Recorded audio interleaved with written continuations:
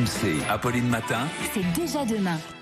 6h53 sur RMC et RMC Découverte. Anthony Morel, syndicats et patronat doivent se réunir aujourd'hui pour négocier un accord national sur le télétravail. Et vous mettez en garde contre certaines dérives, notamment la surveillance des salariés. Il existe des dizaines de logiciels espions qui permettent à une entreprise de suivre à distance les moindres faits et gestes de ses collaborateurs. Expliquez-nous. Oui, c'est ça, parce qu'on doit bien appeler des mouchards. Il faut appeler un chat un chat. Ce sont des logiciels qui sont installés sur l'ordinateur sur lequel on télétravaille et qui permettent de savoir à peu près tout ce qu'on fait. Alors, il y en a des dizaines et des dizaines sur le marché qui sont en vente libre. On peut citer ActiveTrack, Time Doctor, Staff Cop, le flic des salariés, littéralement. C'est sympa, ça donne un petit peu l'esprit. Et en gros, avec ces logiciels, on va à peu près avoir un tableau de bord de toute votre activité de la journée, avec des fonctionnalités qui vont assez loin. Alors, il y a des trucs très basiques, savoir votre historique de navigation, bon, pourquoi pas.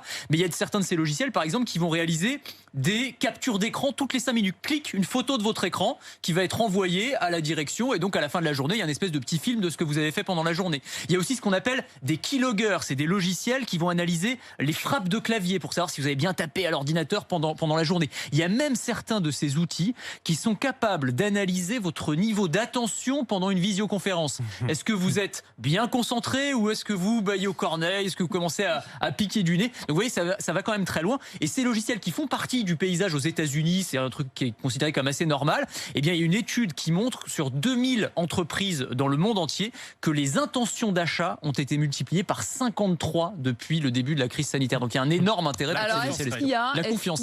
Un moyen de s'y soustraire donc à Big Brother? Bien sûr, c'est un jeu du chat et de la souris. Donc on trouve maintenant sur Internet des tonnes de tutos, de forums sur comment échapper à l'œil numérique de ces logiciels. Alors vous avez, on en voit quelques-uns sur RMC Découverte, des trucs très artisanaux. Par exemple, le fait d'attacher sa souris d'ordinateur à un ventilateur en mouvement pour donner l'impression que la souris bouge tout le temps pendant la journée. C'est très bricolé. C'est pour les bricoleurs, pourquoi pas. Vous avez aussi, on vous conseille d'ouvrir un logiciel de traitement de texte et de poser un presse-papier sur la touche espace pour donner l'impression que vous êtes en train de taper toute la journée. Alors, faut savoir qu'il y a des petits logiciels qui existent, qui permettent de donner l'impression que votre ordinateur est toujours actif même quand vous n'êtes pas devant. Et puis il y a certains, les plus technophiles, qui installent ce qu'on appelle un PC virtuel, c'est-à-dire un deuxième ordinateur qui est caché à l'intérieur du premier et qui est à l'abri des regards indiscrets et sur lequel on peut jouer à des jeux vidéo. Mais ces outils de surveillance, est-ce que c'est légal en France? Alors c'est un peu compliqué, c'est un peu flou en fait. C'est-à-dire que les textes aujourd'hui qui régissent le télétravail, c'est un accord interprofessionnel qui date de 2005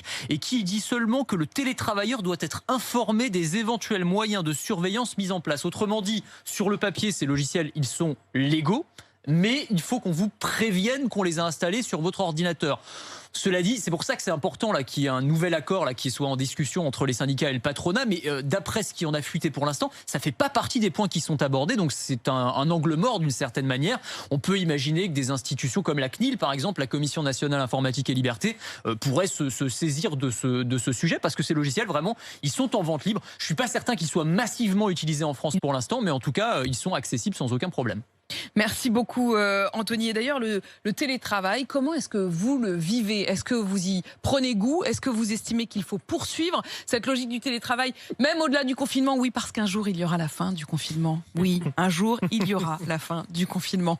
Je me le martèle tous les jours. En tout cas, il y a une députée qui veut instaurer un droit au télétravail 2 jours par semaine, quoi qu'il arrive, même après. Est-ce que vous estimez que c'est une bonne chose? Est-ce que vous le souhaitez? Ou est-ce qu'au contraire vous n'en voulez pas? J'attends vos appels, vos réactions et vos témoignages au 32 16.